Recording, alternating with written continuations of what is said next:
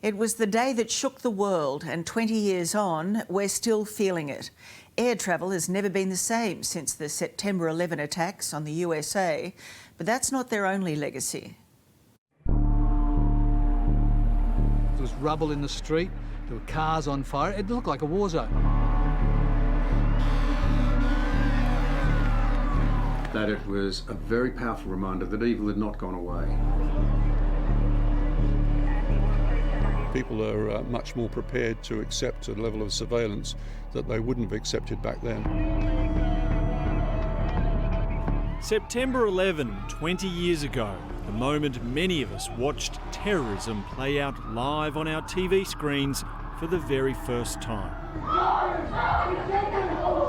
Australian Hans Cunnan was inside the Marriott World Trade Centre hotel when the first plane hit. The room shook, the chandelier shook, and people just hopped up and ran for it. Three of us sat there wondering what the fuss was. It felt like an earthquake. Inside the building, you couldn't know what had happened. Hans thought it was an accident until he rushed outside and saw a second plane flying low. I thought, what a strange place for a plane to be. And then it just kept coming and just banked and accelerated. The noise of an accelerating aeroplane, it was just immense, overpowering, and then, of course, slamming into the building. Oh my God! That's when the penny dropped, that this wasn't an accident. It was a tipping point moment, I suspect, on the journey of Western democracy. John Anderson was the acting Prime Minister at the time, with John Howard away in, of all places, the United States. As acting PM, the big thing was to try and make certain that the Prime Minister was safe, because he was only a mile away from where the plane went into the Pentagon. It appears to be a most horrific, awful event. John Howard had met with George W. Bush at the White House just a day earlier. We've not seen anything like this. Dealing with Ansett collapse back in Australia would now play second fiddle to preparing for life in a dangerous new world. There was, of course, the assumption that it might very well have been the first of a series of rolling attacks. We now know that there were meant to be more. They couldn't train up enough people to pilot enough planes quickly enough. And the people who knock these buildings down will hear all of us soon. Soon after George Bush's battle cry in the rubble of the Twin Towers, the war on terror began.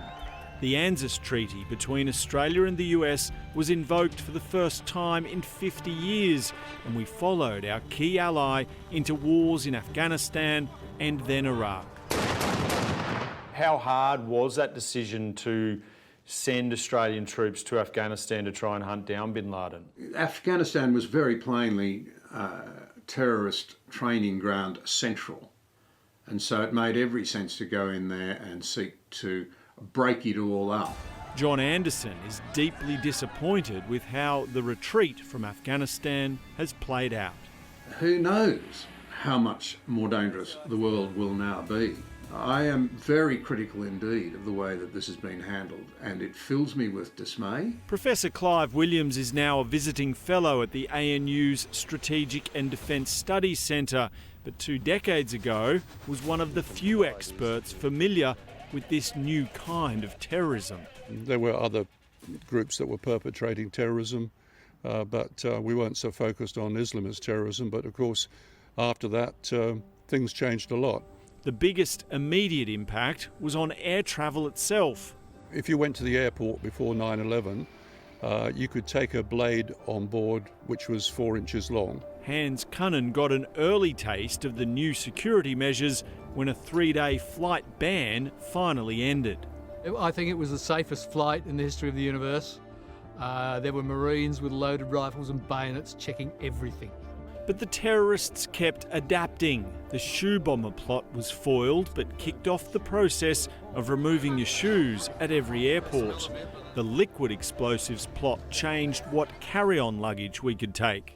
The new weapon against terror, plastic bags. I think in some respects it's made people less prepared to take aircraft to go on a shorter journey. The other big change to our daily lives has been surveillance. 20 years ago, having a CCTV camera on every street corner was unheard of. There'd be a big outcry about human rights and so on. But in recent times, or certainly since 9/11, the attitude has changed and people feel much safer now with CCTV. Even though Al-Qaeda was crippled and eventually Osama bin Laden killed, USA! USA! USA! arguably worse terrorist groups have filled their place. Islamic State even inspired deadly lone wolf attacks on Australian soil. So it's very difficult to stop them from mounting attacks which may be done on the spur of the moment using a vehicle or knives or even possibly explosives. So that is the real challenge now, is those single person attacks. We need to be absolutely realistic and recognise that these problems are not going to go away. Experts like Clive Williams believe the billions we now spend on police and intelligence resources have made Australia a safer place. He says the biggest terror threat facing authorities now are right-wing extremists like Brenton Tarrant, who murdered 51 Muslims in New Zealand. Somebody who's maybe a right-wing person who might be associated with bikie gangs, able to get hold of firearms, that's the sort of person I think that could be much more dangerous in terms of causing mass casualties in Australia.